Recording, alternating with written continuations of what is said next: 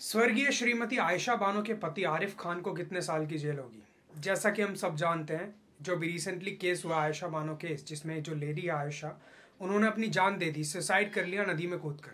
और हम सब जानते हैं कि सुसाइड की मेन वजह है, जो मेन एक्यूज्ड है वो है उनके हस्बैंड। क्यों? क्योंकि पहली बात, एक तो उनके हस्बैंड का एक्स्ट्रा मैरिटल अफेयर चल रहा था किसी और लेडी के साथ। नंबर 2, जो उनके हस्बैंड थे वो आयशा को खाना नहीं देते थे और कमरे में बंद करके रखते थे कई दिनों तक। नंबर 3, वो अपनी वाइफ से, आयशा से डाउरी की डिमांड करते थे, पैसों की डिमांड करते थे, जिसकी वजह से आयशा कई महीनों से मेंटल क्रुएलिटी झेल रही थी। अब हम 2 सिचुएशन की बात करेंगे। पहली सिचुएशन वो कि अगर आयशा सुसाइड नहीं करती तो पिक्चर क्या हो सकती थी, आज सिचुएशन क्या होती, अगर वो कानून का सहारा लेती तो क्या आज होता। और दूसरी सिचुएशन की, अब उन्होंने सुसाइड कर ली है, उनकी डेथ हो चुकी है, तो अब सिचुएशन क्या है एंड लॉ किस तरह से आयशा को इंसाफ दिलाएगा। सबसे पहले हम बात करते हैं पहली सिचुएशन की, कि अगर आयशा कानून का सहारा लेती, अगर आयशा को कोई सही गाइड करने वाला मिल जाता तो आज शायद वो जीवित होती और कानून का सहारा लेती। जैसा कि हम सब जानते हैं कि आज की डेट में महिलाओं की सुरक्षा के लिए जो कानून बनाए गए हैं वो इतने मजबूत हैं कि कार्रवाई जो होती है वो ऐसे होती है चुटकियों में। ठीक है, अगर आज वो जीवित होती और कानून का सहारा लेती, क्या क्या कर सकती थी वो? सेक्शन 498 में, 498A of Indian penal code, nearest police station में वो कंप्लेंट फाइल कर सकती थी। उसके बाद वो under section 12 of domestic violence act magistrate के सामने कंप्लेंट फाइल कर सकती थी।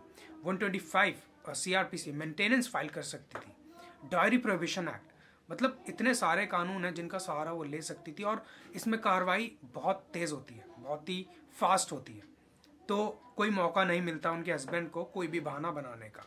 अब बात करते हैं दूसरी सिचुएशन की। आयशा ने सुसाइड कर लिया, वो आज हमारे बीच नहीं है, तो अब क्या होगा? कानून कैसे हेल्प करेगा?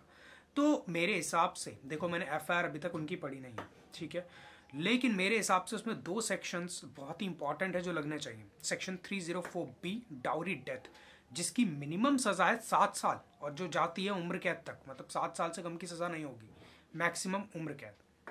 और दूसरा सेक्शन है सेक्शन 306 अबेटमेंट टू सुसाइड, उसमें मैक्सिमम सजा है 10 साल की एंड 498A लग सकता है, कोई दिक्कत नहीं है। तो सजा मैंने आपको बता दी कि कितने कितने साल की सजा आरिफ को हो सकती है। एट लास्ट सभी महिलाओं से रिक्वेस्ट करना चाहूंगा कि प्लीज कानून का सहारा लो।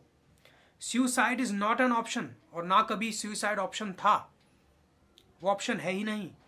कानून का सहारा लीजिए। आप तो लकी हो कि हमारे देश में आपकी सुरक्षा के लिए इतने स्ट्रिक्ट लॉज बनाए गए हैं और उनकी इम्प्लीमेंटेशन भी ऐसे होती है फास्ट, तो उस चीज़ का क्यों सहारा नहीं ले रहे हो? इस केस से मैं नहीं चाहूँगी कोई भी महिला मोटिवेट हो, बल्कि इस केस से महिलाओं को सीखना चाहिए कि आयशा ने कहाँ गलती की। आयशा को कोई समझाने वाला नहीं मिला, आयशा को सही से कोई गाइड करने वाला नहीं मिला।